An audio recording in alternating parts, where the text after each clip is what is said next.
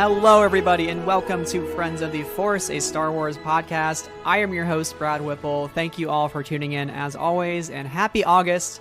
Today's episode is a part of our From a Certain Point of View series, where we interview the creative minds behind the franchise who bring us the Star Wars stories we know and love. So today's episode, we have a very special guest. She is a writer and actress who's lived in many, many different parts of the world. She's written both for Black Nerd Problems as well as Tor.com, and she also has a YA historical fantasy book in the works.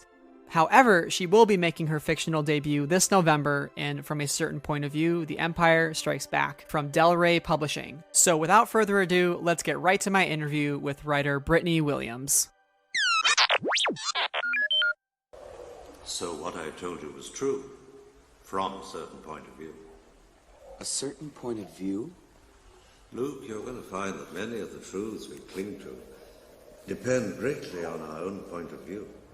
Hello, everybody, and welcome to From a Certain Point of View, our Star Wars series in which we interview people from around the Star Wars galaxy who are making it, creating it each and every day, and I'm so excited to bring on yet another creator, a new creator to the Star Wars universe. She is a writer and actress, and she is going to have her work featured in the upcoming book, From a Certain Point of View, The Empire Strikes Back. I'm super pleased to welcome Brittany Williams to the show. Brittany, how's it going today? Hey, it's going great. Happy to be here. Woo. Right?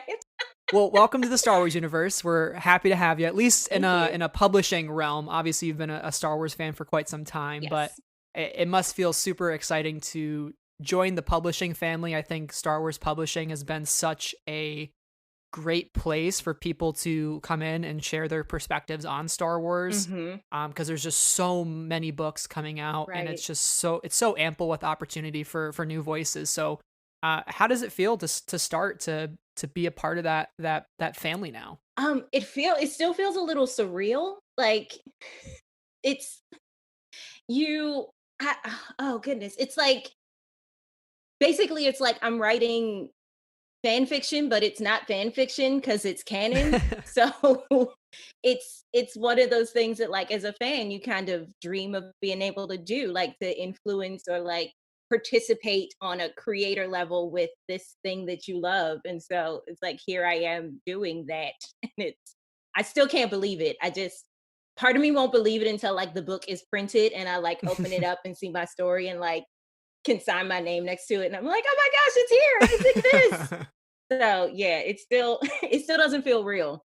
Yeah, I got to imagine it is super surreal, and I feel like it must have felt strange that day that it was all announced, because I know there was so much secrecy and also a lot of vague tweeting from Tom, who is one of the Del Rey editors, and Yes. we were like all wondering what's happening. Mm. And the list starts coming out, and then you threw your tweet out there using that hashtag, and you're saying this is going to be your fictional debut, and it was Yes. just so exciting to see how many different people were involved, how many new people were involved Right. on the project. So it is really special, and I think From a Certain Point of View is always a fun one to introduce Yeah. us to some new writers. Yeah, no, and it really is. And even the first From a Certain Point of View brought in a bunch of new writers to like the Star Wars publishing side of things. So it's just fantastic to be a part of like this second wave of all these new names and new people. Yeah. And it's you like me knowing personally that I was going to be a part of it. That happened like well before the announcement happened. So it's like you sit on this like huge secret for a long time, and it's like you can't tell anybody, and it's like you really need to be careful who you even tell in your family, because sometimes people in your family can have big mouths, and you don't want to like, be the one who you don't want to be like the Star Wars leaker. You don't want to be the one who like Right. puts that info out there. And the day that the announcement happened on social media, I was just sitting at my computer waiting. I had like alerts turned on, and I was like, okay, I'm waiting for them to tweet it, and then I'll retweet it so I don't get in trouble for like jumping the gun and putting the information out first. And everybody was so nice, and just all the other writers, just like all of us retweeting each other and liking our tweets and just putting like reaction gifs in each other's mentions. It just felt like this huge love fest, and all the fans being like, oh my gosh, this is going to be your first thing, congratulations. And it just felt really good. felt really nice. Yeah. That's what Star Wars is about at the end of the day. I think it's about Hmm. family.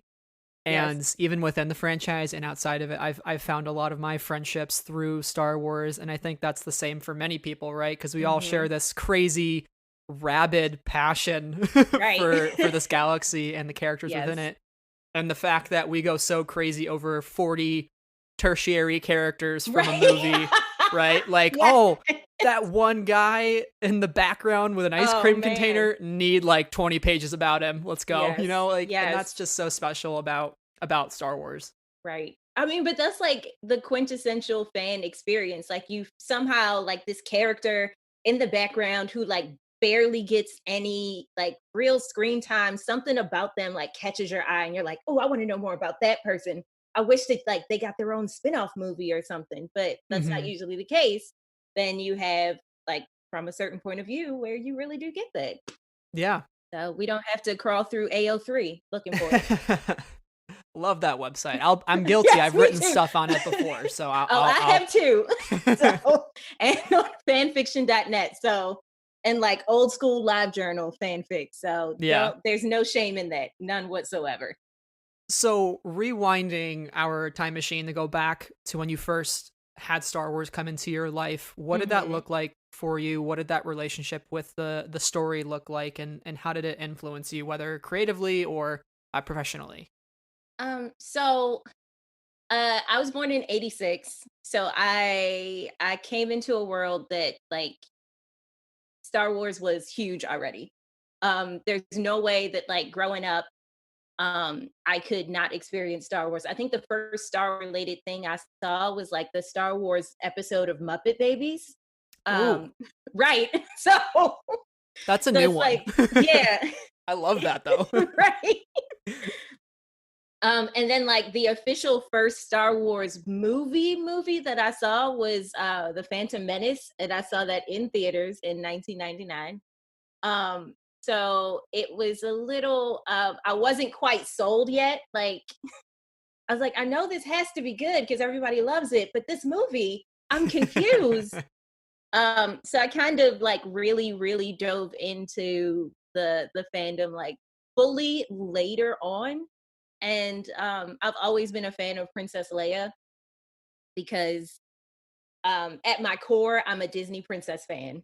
Um, and so to have a princess character who also got to be like a fighter and a leader and more than just like being rescued on the side, it's that was something that I always loved. And for a while it felt like I could only find that in like villainous female characters, so it was nice to see that in a hero. Yeah, so she was kind of my for real entry point once I found my way back to Star Wars after I got like over the pain of the Phantom Menace. So Yeah, the Phantom Menace is definitely an acquired taste, especially if it's like right. your first introduction to Star Wars, right? It's It it's like a really really is. hard whiskey. You It the is. first time you drink it, it's gonna taste a little different, but then the Right. more the more practice you get with it, you're like, all right, this is Yeah, I something guess so. I will pull out of the cabinet on a Friday night and indulge in a little bit. Yeah. Or I guess for me it's more like Everclear. Like it's really like you shouldn't consume it by itself, but if you like in relation to everything else, it's like, okay, I can like if I mix this a little bit, if I take like just a little teeny sip and only watch like the big fight between Qui-Gon and Obi-Wan and Darth Maul, then maybe I'm good. Then I'm good. I'm good. Then we're in business. Right. And I think for you too, you seem very fandom involved outside of Star Wars. And I was Mhm. reading one of your articles that you had written on Tor.com back Ah, in yes. 2017, and it's Mhm. called All My Role Models Are Evil. Yes. And so you talk about you and your cousin playing Superman and Lois Lane, and how you'd be role playing, and then all of a sudden your cousin's off doing something. You're like, hey, I'm still Right. here waiting to get rescued. Like, what's going on? You know, Right. what, did you Oh, forget about me? right. I was so hurt. I was so clearly because I haven't forgotten that. And we were like, what, like 5 or 6? Mhm. So it stuck with me. So, did you want to walk some of our listeners kind of through what that article is about and how it even influenced where you have found some of your favorite characters, even outside of a Princess Leia?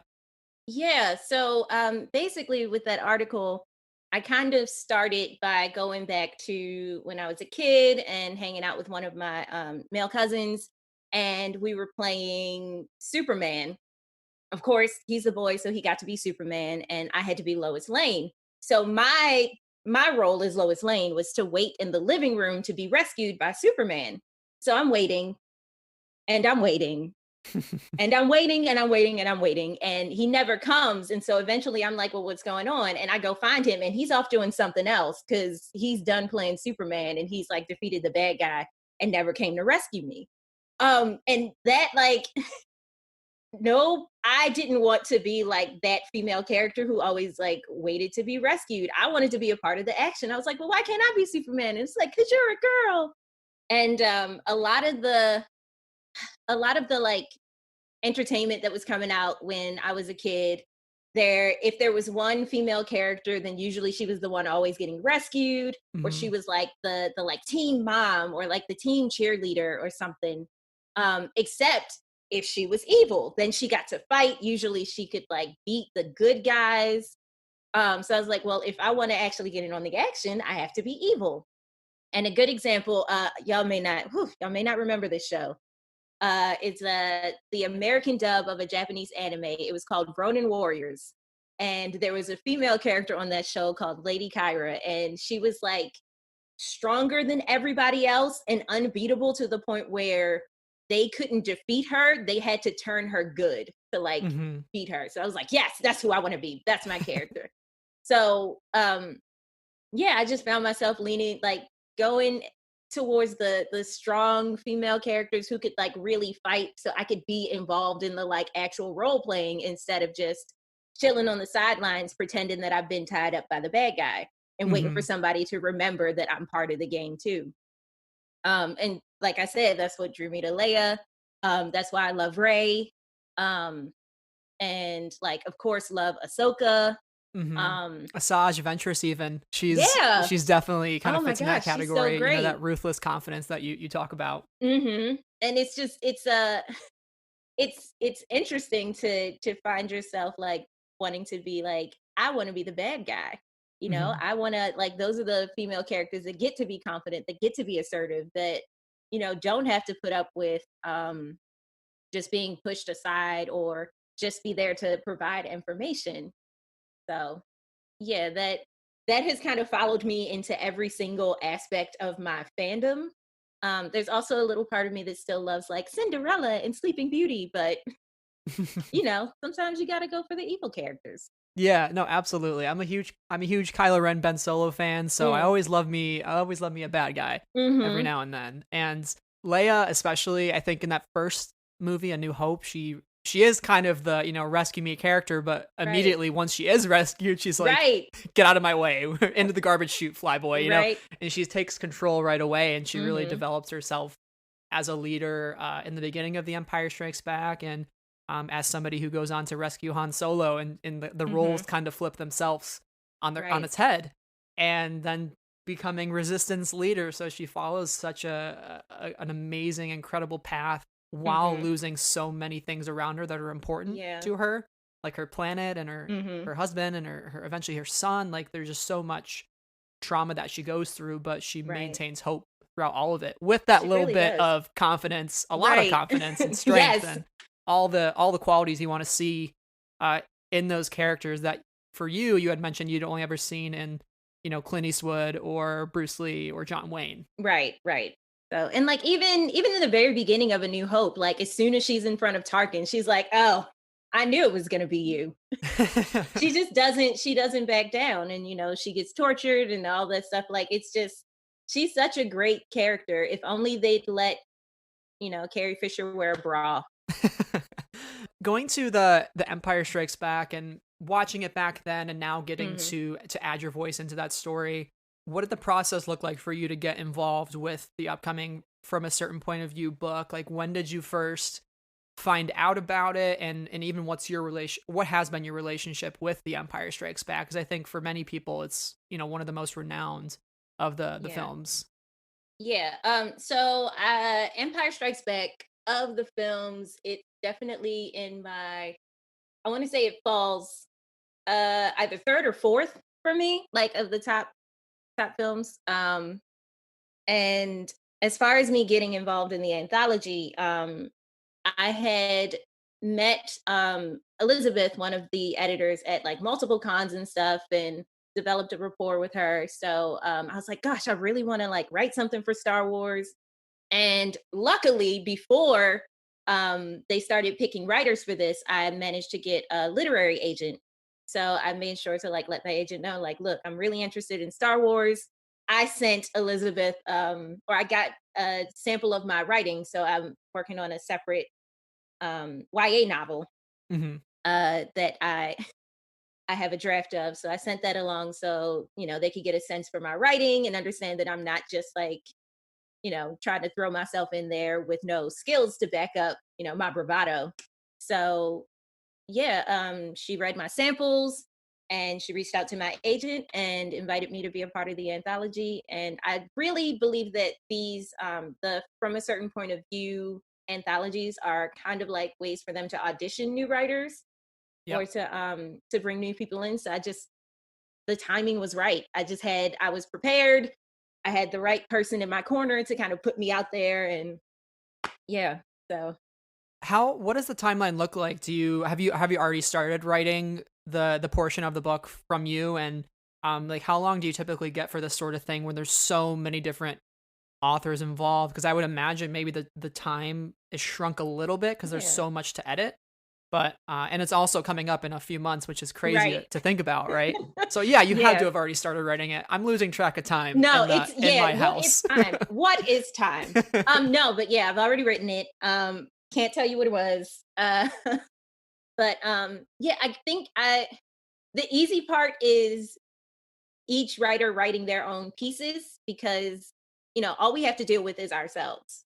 Like all we Hmm. have to do is you know be as true to the movie and as true to the vibe of Star Wars as we can be, write our piece and send it off to the editors. The editors have the harder job because they have all 40 of these stories to like edit and make sure that they like are at their best and fit within the world of Star Wars and stuff. So it's easy for us, it's harder for them. Hmm. So we get the luxury of however much time we get, and then they have to make a book. We have to write a story, they have to make a book.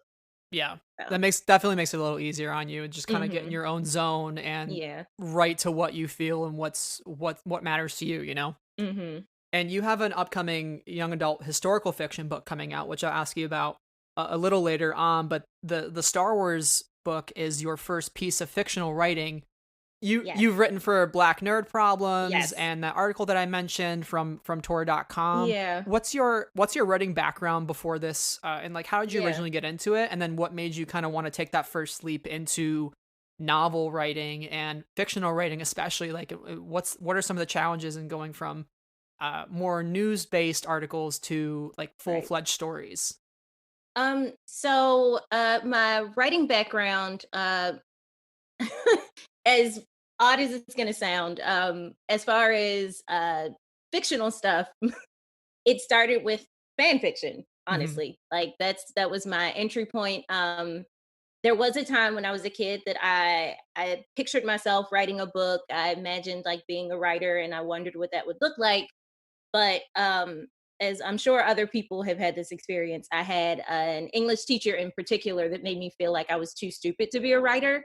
Hmm. So it took me a while to get back to the place where I could kind of let myself see that dream and aspiration as something that could be true. And part of what helped me with that is writing for the site Black Nerd Problems. I'm a staff writer with them, and it is mostly like news based, but we also do editorial stuff. Every once in a while, we'll do like fan fiction adjacent things. Um, and as a site, our editor in chief he very much encourages us to write in our own voice and vernacular, which is an amazing space to have as a writer of color and as a Black writer in particular. Because so often you have people tell you that like your voice is in, or like the way you write or the way you speak is incorrect, or it's not valid. So Black Nerd Problems gave me that space to kind of hone my own voice, even if it was for nonfiction work. And I've I've been doing National Novel Writing Month. I don't know if you've ever tried it, but it's like November. You write 50,000 words in 30 days. It's like it Wow. happens every year. It's a more of a like collective accountability thing than it's any official or it does have prizes at the end. So I guess it is at this point an official competition. But I've been working at that for several years actually, and I even won twice. I think I won or I finished my 50,000 words in 2012 and 2013. Wow, that's incredible. Do they judge Right? off of like in terms of like timing, or is it purely just like quality? Is there like a panel that you have No, to like submit your work to? it's just it's personal accountability. So Okay. you sign up on a website and you get to work on your like I think you were if you write 1,667 words a day for the 30 days of November, then at the end you'll hit 50,000 words. And it's like there are thousands of people who are doing it at the same time as you. Sometimes people host like write-ins where you all meet up at a coffee shop and everybody just like works quietly for a couple hours. So it's I a love really that. nice, right? It's a really nice like community building thing. Yeah.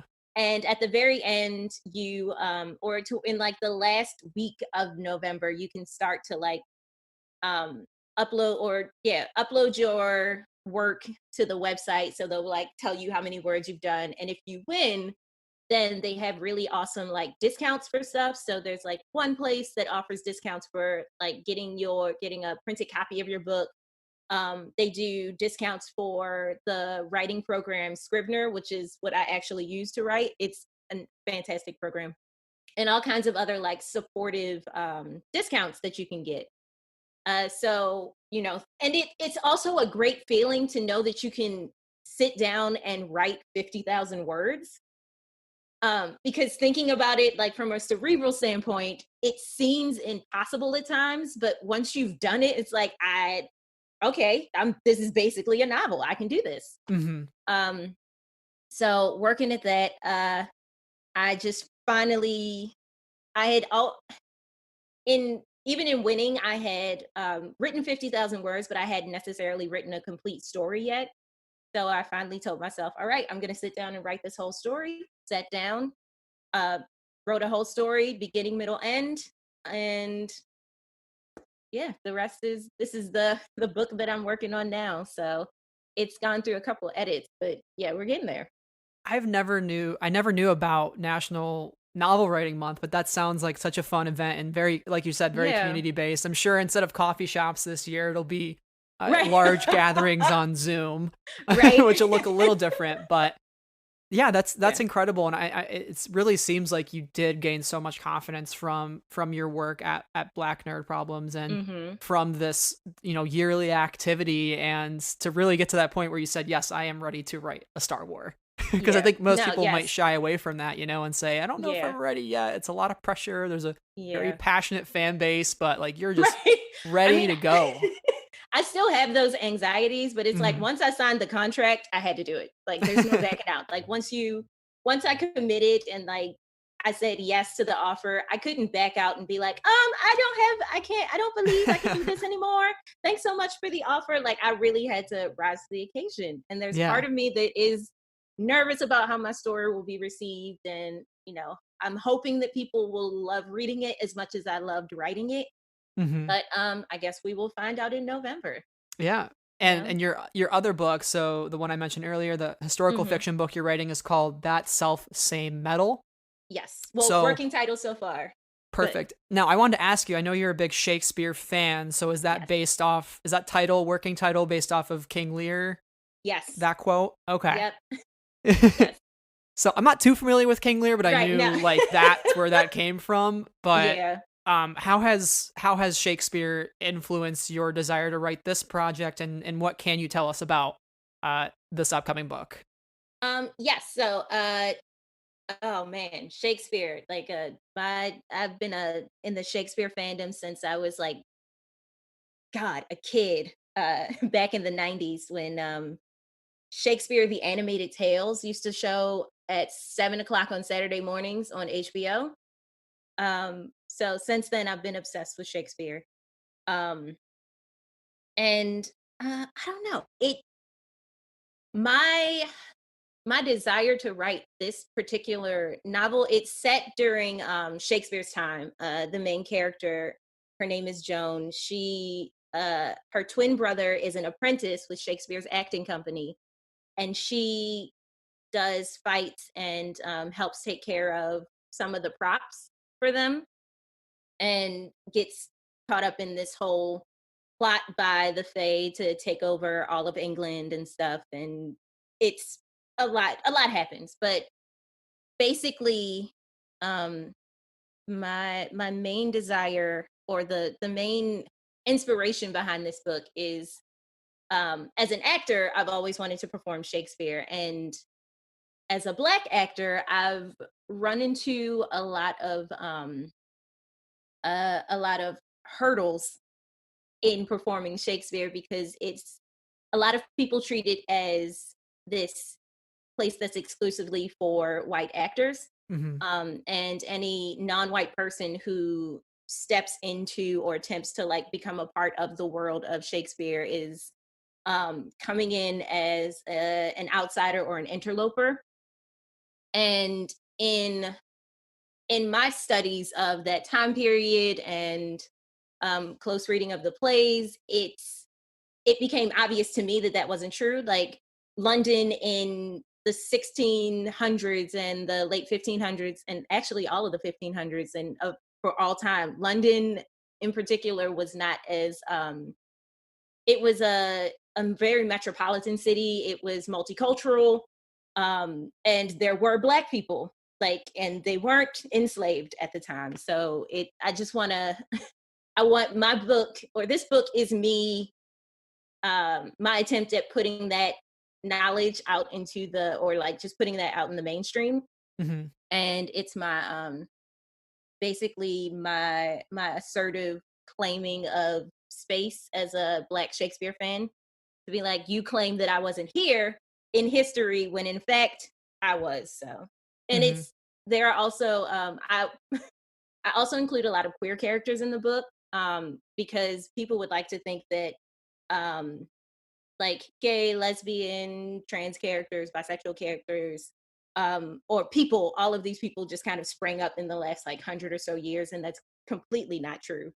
Right. You know, like, yeah, people there have been homosexual people for all time, like Yeah. everywhere, always. Yeah. So, I mean, it sounds like an amazing project, and it seems like publishing is starting to get like more diverse, especially in Star Wars too. And hmm that was like one of the things I noticed on From a Certain Point of View is just how diverse it was. And I think even hmm Elizabeth tweeted about the book's the book's motto saying it's we dubbed it "Gay and in Space" or something like yes, that. And I think that's become perfection. increasingly important in Star Wars, and I'm happy to see that progress getting made, Yeah. especially authors like Rebecca Roanhorse, who got her hmm Resistance Reborn novel last year, and Justina Yeah. Ireland is writing a lot too. hmm Daniel Jose Older. There's just so many like diverse authors getting into that space now. Have you Right. seen improvements in the publishing industry? Like, do you feel that meaningful progress is being made to break down some of those traditional barriers, and what does that look like from your side? Yeah, I do see progress being made. It's always it's always like slow and incremental. Um, but there's definitely progress. Like, I think about like, I've in these quarantine days, I've gone back to a lot of the YA books that I read growing up as like a teen and even in like early college. And pretty much all of them were written by white women, had all white characters in them. And then I think about the books that are coming out now and how many books are written by Black women, books written by like, there are YA books about non-binary people written by non-binary people, about trans people written by trans people. Like, any experience that you may be struggling with as a teen, you can find a book that speaks directly to that in a Hmm. way that like that I couldn't growing up. And that's a really, really beautiful thing. There's always more to be done. I think there was a study done, and with the percentage of books with um, Black characters didn't match up with the percentage of books written by Black writers. So there's still, and I've even seen people who are trying to break into publishing who are like, oh, well, I wrote this book and it has a Black main character, or it has a gay main character, or it has a trans main character. And I was told that they didn't know who to sell this to or how they would sell this book. So no agent wanted to take me on, or no publisher wanted to buy my book. So there's still work to be done, but we're doing a lot better.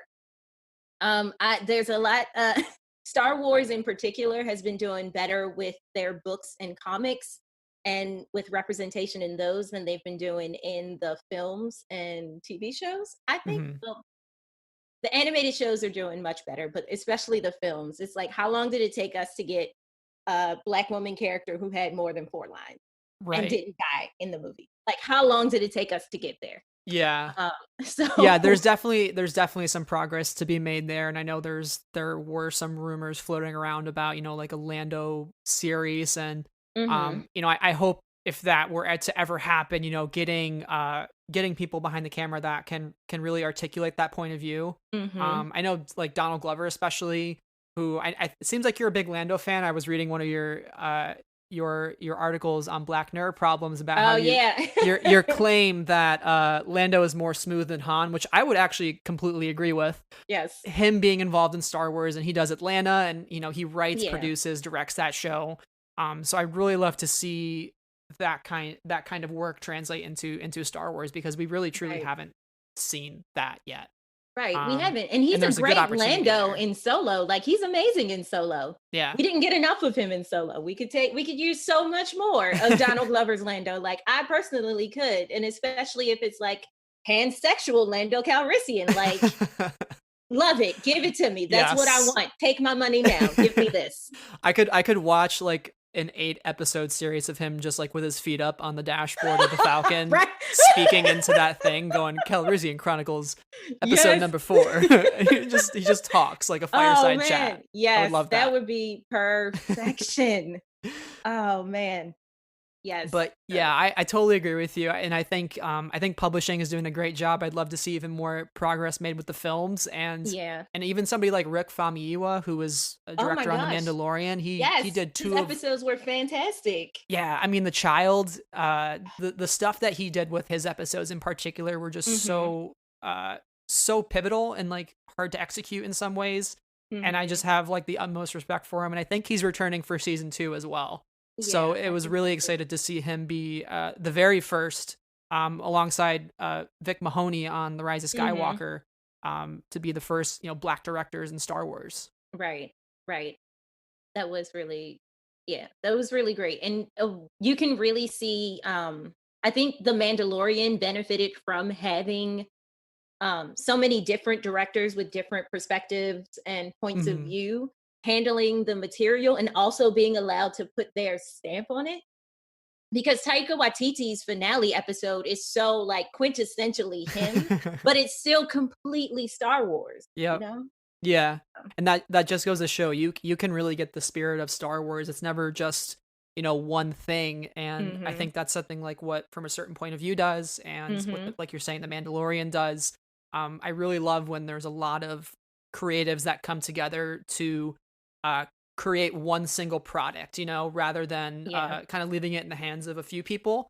Having as much collaboration, in my mind, has always led to a better product inside and outside of Star Wars, And really even something like the MCU, right? Because the MCU is made up of so many different directors and writers across all these different films, and you get something like a Black Panther by Ryan Coogler, and it's one of the most stunning films I've ever seen. It's crazy, and that leads me to one of my next thoughts about your writing for Black Nerd Problems, which was your article a couple years ago about Wakanda. Yes. Oh man, that's literally the first article I ever wrote for Black Nerd Problems. It is my piece de resistance. It is one of my favorite. So I told you before we started, like, last week was a little bit rough. And as I was preparing for this episode, I read this article and it gave me so many laughs that I didn't know I Oh, needed. And it kind of good. speaks to how you were saying you really do get to present your voice as part of Black Nerd Problems and really Yeah. have that space. Mm-hmm. And this will be a language warning for listeners, but Right. Yeah. you you said, forget vibranium, forget cutting edge technology, Wakanda's true #1 export, not giving a fuck. And Yes. that was the whole article is just so good. And for anybody listening, I will link you. it in the description. But yeah, I had to shout that out. Like Yes. that Thank being you. your first article, like what Yes. was it like to write that? And also like Man. what are your thoughts on Black Panther? Because this came out before that Yeah. movie. That was basically just based on what we saw of T'Challa and Black Panther in Captain America Civil War. Yeah. And so it when I say that was my first article for Black Nerd Problems, like that was I was still on like the probationary period. So they were like, oh, well, you know, she writes fan fiction and stuff. And I don't know, like, why don't you just write a trial article for us and we'll see if we want to like keep you on. And like I was instantly in. It was great. But it was nerve-wracking. It was very scary writing it because it I had like had a personal blog that like my grandma and a couple other friends read because I hadn't really like pushed for like wide distribution on that. So this was going to be like my first thing putting out there for this larger platform. And they gave me free reign to like write about whatever I wanted to write. And the inspiration for this came to me. And so I sat down, I think I wrote it in maybe like an hour or two, and sent it over. It was sitting on like pins and needles and it went live, and just watching people enjoy it was incredible. And I remember, oh gosh, I'm a huge N.K. Jemisin fan. She tweeted about it and I almost passed out. She was like, this is the funniest thing I've read. Like, and I was like, oh my gosh, I'm legit. This is real, y'all. This is real. I was like laid out in the middle of the floor in the office. People were like, what's wrong with you? I was like, N.K. Jemisin tweeted about my article and she said it was really funny. She wrote the 5th season series. Is that? Yes. Yeah. Mm-hmm. Oh, that's awesome. I mean, it truly is. And this isn't just me having flattery. Like, it is seriously one of the funniest things I've read in so long. And you. it just kind of goes to show like your voice and even just some of your comedic roots as well. And you do have you have a background in acting. You were part of the Upright Citizens Brigade. You've done improv and sketch writing. You have all these different experiences outside of traditional writing and fan fiction and your books that are coming out. So what have some of those experiences been like for you, like becoming an actress? And you know, you've traveled the world and done so many different cool things, like, you know, being part of High School Musical Live and Hong Kong Disneyland. Like, your list of talents and accolades is long. And thank you. Great. That's it's so I just to bring everybody up to speed, I worked at Hong Kong Disneyland for a year as a principal vocalist.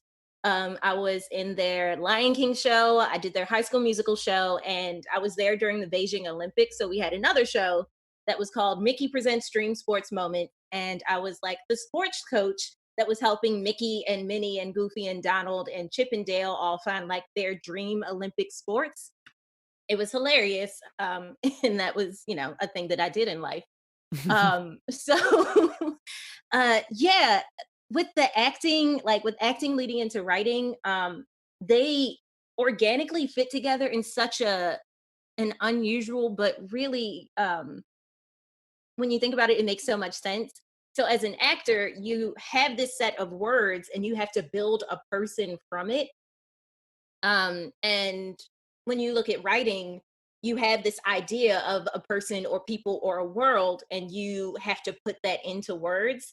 So it's like the same process, but coming like the reverse of, like one is the reverse of the other. With acting, you already have the words and you have to kind of figure out what this person would be like, or how they walk, how they would talk, how they move, what they're like, when they're nervous, what their like comfort action is. You have to figure all those things out basically based off of words on a page. And when you're writing, you have this like picture of a person in your imagination, and you just have to figure out, well, how do I translate that into words? So you can see the gestures, you can hear the voice, but you have to like translate it into a way that other people can read it and also get that like same or similar picture. Hmm. um and as far as like comedy stuff, so I lived in London for a while, and I linked up with a sketch comedy group there, and wrote quite a few sketches for and with them. And in the grand Shakespearean tradition of writing stuff for a set group of actors. So like you have a person in mind, and you try to like write a part for them that like plays to their comedic string. So yeah, that also added into that, made me really good at writing dialogue, I'd like to think. Yeah. So yeah, that's how it's all come together. It's like acting is seeing the words and making a person, writing is seeing the person and turning it into words.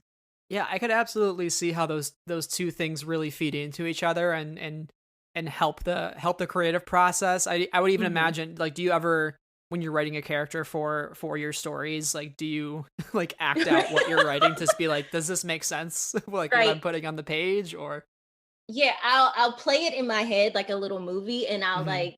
I'll try to like see it play out. And as I go back through and read, especially dialogue, I may get up and act out moves for my fight scenes, because you just want to make sure it looks good. Like you just want to make sure that all the hands are accounted for, and every like a move is gonna look cool and stuff. So yeah, that's what I'll do that with my writing. Or I may like inadvertently find myself sitting like a certain character, like the way I'm writing them sitting, and I'm like, oh yeah, that's weird, cool. You wear many different hats, and I think that's very clear by your experiences and your different skills that you have. How does it kind of feel like having all these different talents and passions and fandoms that you're a part of? I can imagine it's quite chaotic, but also Right. like extremely fun, enjoyable, and rewarding at the same time. Like what is like a week look like for you, or a day? Oh I got to wow. imagine it's a lot of fun. Yeah, so right now things are really quiet because there's no acting stuff going on, Hmm. because of COVID-19. True. So it gives me a lot more time to write. Yeah. But previously, it like I may have rehearsal during the week or rehearsal in the evenings, and so I would have to like write during the day. I try to keep reading and watching things to kind of replenish my inspiration springs, and just to like when you read a good book, you take in all of that. When you watch a good show, you take in all of that, and it kind of synthesizes within you, and it comes out in your own work.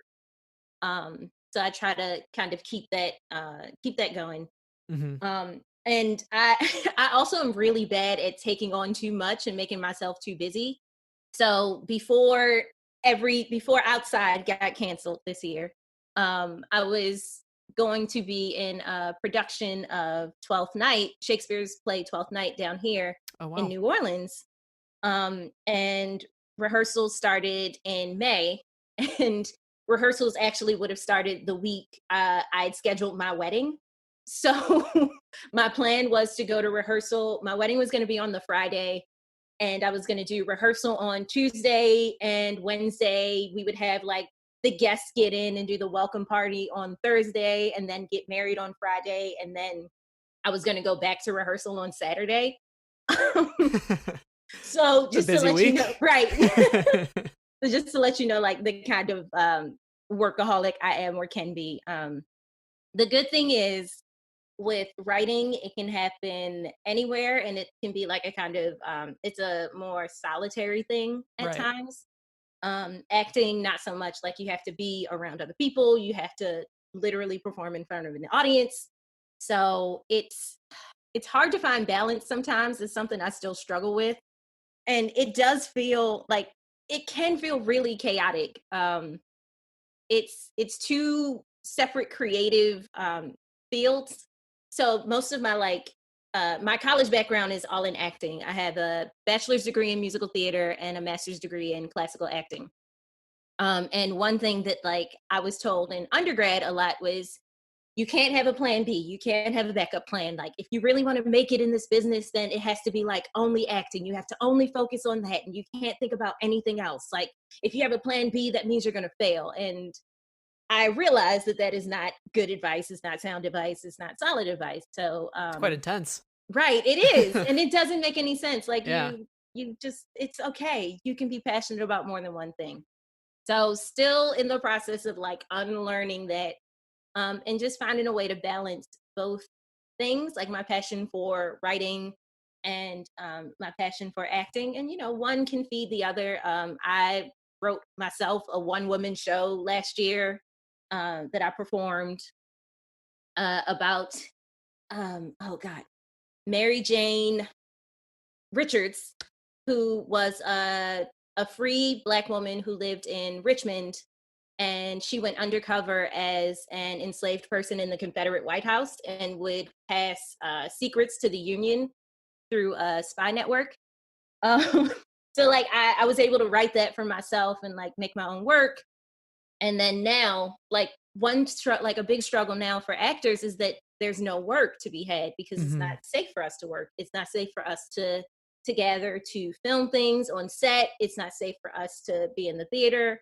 So a lot of actors are struggling at this time because it's like, how can I express myself creatively if I can't be around other people, if I can't be in front of other people? Right. Now that So, plan yeah. B would come in handy. Right.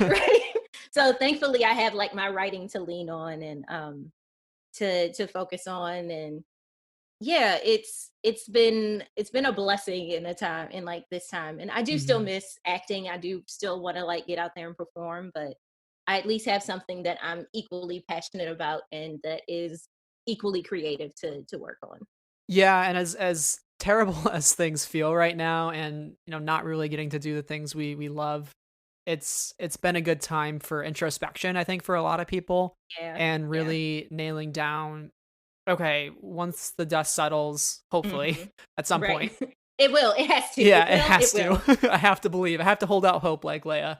Yes. Once the dust settles, like what does my life, what is it going to look like, and what can I do in the meantime to put myself in a better position? Right. Whether it is flexing those creative muscles or taking on a new hobby. I know a lot of people are like doing like painting and learning an instrument and like doing new things, to pass the time. But yeah. Really like Taylor Swift just dropped a great album. Like, okay, Taylor, great flex. But I think it's a time of opportunity, and I think for you as a writer, it must be exciting to have that, like you said, as a fallback. And who knows what will spring from it, or what new ideas that you might get in mind for your November novel writing month. Right, so right. When that just comes take around. advantage of it. Yeah. And I mean, and also like, yes, this is a time for introspection. And if all you can do is just take care of yourself, make sure you drink water, make sure you eat, make sure you get up and like clean your room every day. Like if that's all you can do right now, that is totally fine. Like Absolutely. You don't have to come out of this like the next Picasso, or suddenly I did this like photorealistic needlepoint of the Empire State Building or something like that. Or even I wrote a novel. Like you don't have to come out on the other side of this as some like incredibly like new productive person. If all you can do is take care of yourself and make sure you are healthy and survive this, then that is plenty. Absolutely. I'm glad you bring that point up, because honestly, I've been anything but productive for the last 4 months. I haven't picked up a dumbbell at any point, or right. Let's not even did talk any about running. My gosh, Lord. But it's been a rough one. But I think I always think of Parks and Rec. Treat yourself. Yes, that's super important, especially now. It really is. It really is. It really is. So Brittany, we like to wrap up the show here with some rapid fire questions. It's not a pop quiz, but just a fun way to get to know you and some of your other different passions. So first off is, I know you mentioned Empire Strikes Back is in like your top 3 or 4 favorite Star Wars films. What would you place at your number 1? The Last Jedi. Last Jedi number 1 and Return of the Jedi number 2.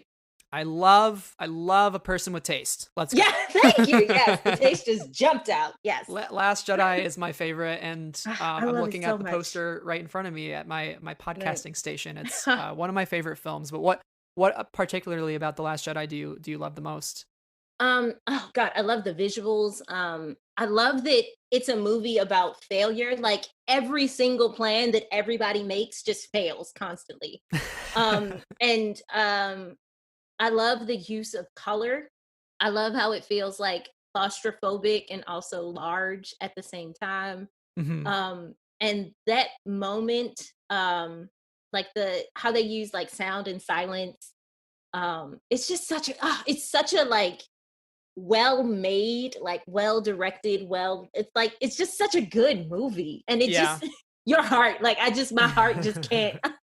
I was just on the edge of my seat the whole time. It was just, yeah, Yeah. it was great. It And was an experience. mhm, I I lost all sense of reality when I came out of it because I was so yes. shocked, but in the best Oh way. man. So I'm with you. So good. So, what is one of your favorite works by Shakespeare? Okay, one of my favorite. Which one is it? Richard the Third. It's like it makes you, as much as we hate Richard, he's the bad guy, he's a terrible person, but you just really, in a way, you kind of want him to win. Mhm. And it's just so interesting to see like how he moves other people to try to get his way, and then see like the full, like he gets what he wants, and then we watch the collapse of it.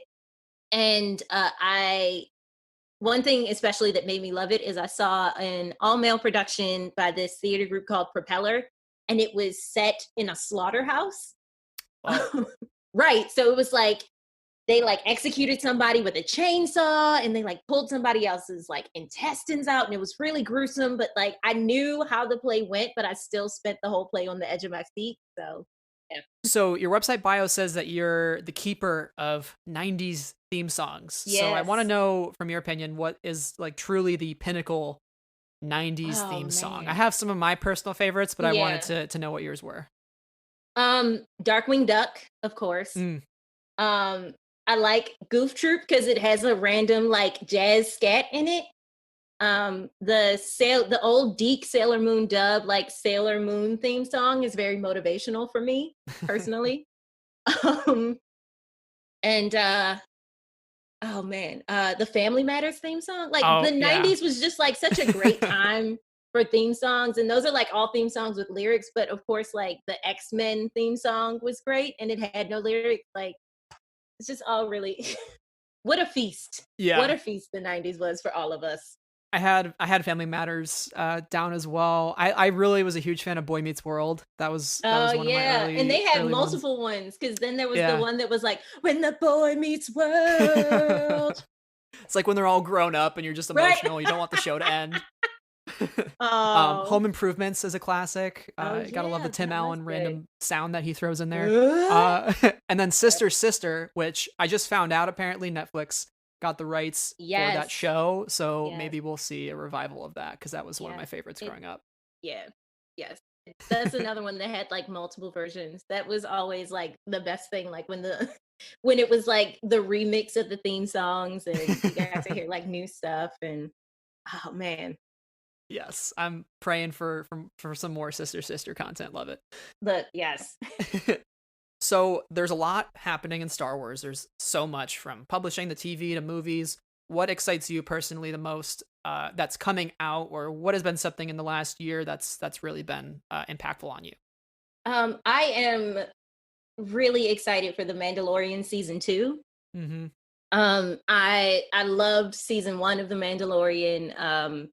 I loved seeing the behind the scenes with the that Disney Gallery series Yeah, that they did, and it we was got to see, fantastic. oh my gosh, like just the volume, like the space that they created and did like game machine engines to make it seem like they were on location, but to also like keep it within a series budget but make it look like Star Wars. Like they just did, it just was, it blew my mind. So I can't wait for season 2. When they were like, yeah, we finished all of our shooting well before everything shut down with COVID, I was like, oh, thank God. So, Yeah. I was like, you can't take yeah. Mandalorian away from me this year. You've Right. taken too much. So yeah, I'm just really excited about that. I'm hoping they add some more female characters to the show, Absolutely. you know. And uh yeah, I'm also excited to see like what new books come out. And how the High Republic. I just want High Republic stuff. Yes. It's going to be such an exciting time. And, we got that Yeah. delay with the Star Wars movie for 2022 by another year Yeah. now. So it's just more time for people to write Star Wars books and to Yeah. make Star Wars TV shows. And Yes. I think the best thing about the Disney era of Star Wars is we've expanded how you can consume Star Wars and where you can consume it, Yes. right? Yes. Because the fact that it doesn't just have to be reserved for the films and can Mhm. now truly be this all-encompassing universe that you Yes. can really pick out what you love and don't love and really just seek joy where you can find it. That's really Mhm. exciting. No, it really is. And even like with games and oh yeah, the new Oh yeah, Fallen Order. yeah, Yep. and Battlefront 2, and they have Hmm. the new Oculus, the Galaxy's Edge Oh thing that yes. they just announced that's like coming out, and you get to like wander around Batu and Yeah, stuff. that's so cool. And also I can't wait until I can go back to Galaxy's Edge because that place is incredible. Yeah. Oh god, I miss it. Yeah. My final question for you is, what does Star Wars mean to you? Mm, what a question. You would I think I had know. an answer prepared. I told you it's a rapid fire question, but that's like a Yes, whole podcast in itself, that right. question. How to encompass that. Star Wars is it's such a feat Hmm. of creative expression. It has so much reach. It's like I admire it both as a creator and as a fan. It seems like something that's really fun to work on. Like it's such an aspirational thing on so many levels. Like to imagine making something and being so like sure that it would just be a flash in the pan that you don't even show up to the premiere like George Lucas did, and then having it be this huge thing that spans like decades and goes from like one millennium to the next. Like that's incredible to think about. Um to have such an expansive world that so many people can just find comfort in and take um find meaning in and like have stories they connect with in, that's incredible. The fact that you could grow up as a fan of this thing and then in the future become a part of it, like either as a writer or as an artist or as an actor, like be like when Star Wars started, these were just, actors that they put in this movie called Star Wars. But now, Hmm. if you're in Star Wars, you're like, holy shit, I'm in Star Wars. Like So Ryan yeah. Johnson working with Mark Hamill. It's like I Right, watched that right. guy on my television screen Yeah. many moons ago. It's Right. crazy, So you know? it's such a feat on so many levels. Yeah. And yeah, wildly enough, Carrie Fisher spoke at my grad school graduation. So That's the best graduation ever. right? It's like undergrad, we had Oprah, and then grad school, I had Carrie Fisher as introduced by Debbie Reynolds. I was like, how Wow. am I so blessed? How? Oh my How? gosh. I will take it. My graduation was the year they decided not to have a speaker, so I'm so No, I'm so envious of you. That is no. amazing though. Yeah. Did she part you with any wisdom that has really stuck with you today? Not particularly like at that graduation. There's been other stuff of hers that I've Hmm. like latched onto, like one, how she was so like universally loved in the business and respected. The fact that she was this incredible script doctor who is responsible for so many amazing movies that we know, and we barely even know everything that she's worked on. Hmm. um and like how she she had to in a way like rebuild herself and reaffirm herself and kind of become more sure of herself again after um like dealing with addictions and all kinds of issues, and still coming out as this like confident, sure, beautiful, wonderful, kind person who was so authentically herself. That just yeah. And also like the relationship she had with her mother. um Yeah.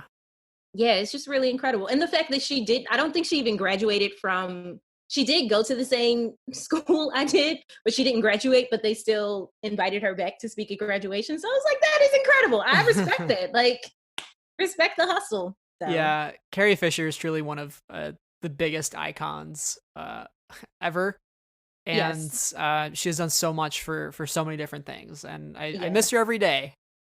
Well, Brittany, thank you so much for coming on the show today. It was so fun to have you and learn more about your story. But what do you have coming up in the works that you'd like us to know about?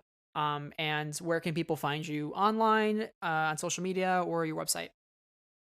Yes. So, of course, I have From a Certain Point of View, The Empire Strikes Back, coming out November 10th.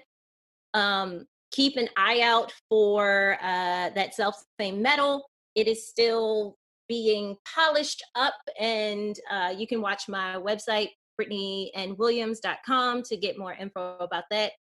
You can, of course, always find me over at BlackNerdProblems.com. Every Wednesday, I host, every Wednesday at 4:00 Eastern, I host a show on Instagram called It's a Flop, where we look at movies that flopped. Yes, this month we did Treasure Planet, The Pirates of Dark Water, Atlantis, The Lost Empire, Atomic Blonde, and Showgirls. So next month we're going to do the Bratz movie, Clue, Richie Rich, and oh gosh, one other thing. One that I can't remember at the moment. Dang, Richie Rich is a deep cut. Look, I loved me some Macaulay Culkin, so it's not that deep of a cut for me. And that movie did flop. And we look at these movies with love, so don't think you're gonna come on and I'm gonna be like, hey, that's not gonna happen. You can find me on Instagram and Twitter at Brittany Acts. That's BrittanyActs. Like, I am an actor and my name is Brittany. So yeah, come say hi to me. Love talking nerdy stuff with people. Yeah, and that's all I have to announce as of yet. Hopefully more things will be coming down the pipeline. So Great. Well, we're super excited again to have you in the publishing realm of Star Wars. I cannot wait to see what you have written for this Empire Strikes Back book, and I'm excited to check out your historical fiction book that you're writing. Thank you. As well. So, with that being said, last thing I'll tell you is, may the Force be with you. May the Force be with you. I always want to go, and also with you, like in Catholic Church. But may the Force be with you. Always. Hey everybody, thank you so much for listening to today's episode of Friends of the Force. Really hope you enjoyed our interview with Brittany Williams. We are so excited and happy that she is a part of the Star Wars publishing universe now. So make sure to go check out her other work, other writing, and follow her on social media. As for Friends of the Force, you can find us on Twitter, Instagram, and YouTube, and you can also join our Patreon at patreon.com/Friends of the Force. It's a great way to support the show, and we have a lot of extra content that's already on there and that we're going to be putting on there exclusively for patrons. So speaking of those patrons, thank you to Anna, Cheryl, Deborah, Donnie, Elegy, Marie Claire, Michael, Neil, Rachel, Sarah, and T. And lastly, we have Remembering Resistance Day coming up on August 29th. If you would like to participate, make sure to spread the hashtag Remembering Resistance, as well as send us an audio clip of why you love Star Wars Resistance to friendsoftheforcepodcast@gmail.com, and we are hoping to get enough submissions to include in a very special video. So that is all for this week, everybody. Make sure you're staying hydrated and wearing your mask out in public, and until next time, we are ones with the Force, we are friends of the Force, and may the Force be with you always.